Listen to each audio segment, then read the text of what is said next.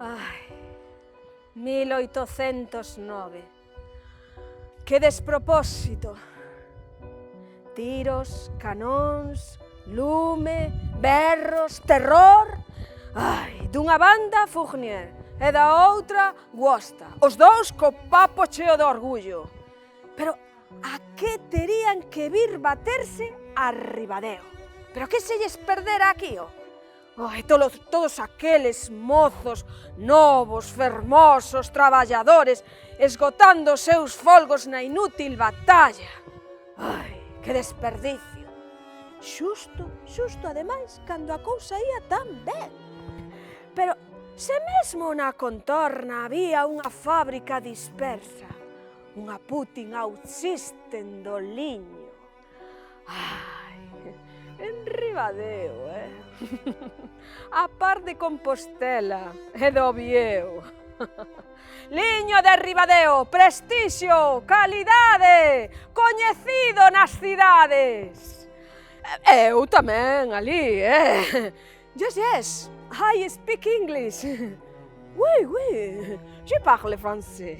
Eu ali, chufando, no medio dos grandes comerciantes e fabriqueiros.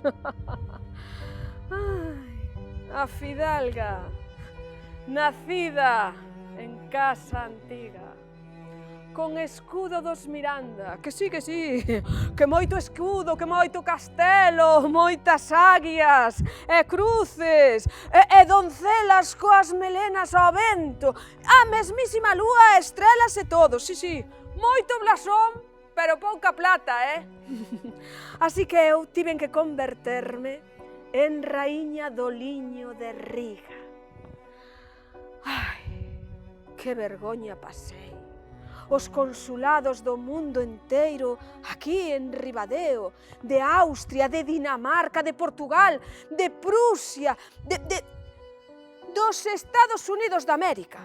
Todos aquí, a carón, para negociar, eses dous a tiros, esnaquizando Ribadeo, como se fose deles. Miranda, refúxiate. Pero, a onde vas?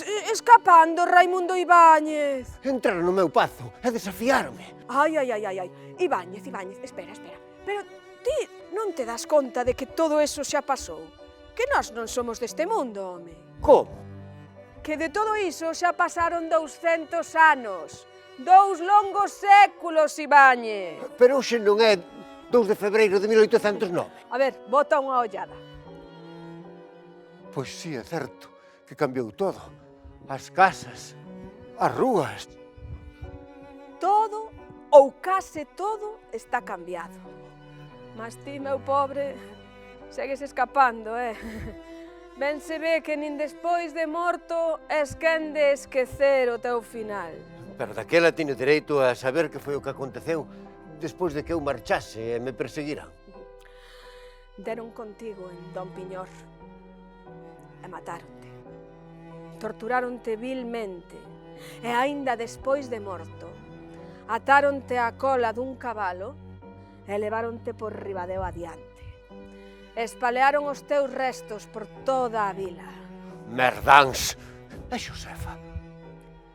Pois aos 2 días a túa muller faleceu. E as nenas pequenas? Escoitei dicir que tolearan. E o resto da miña xente?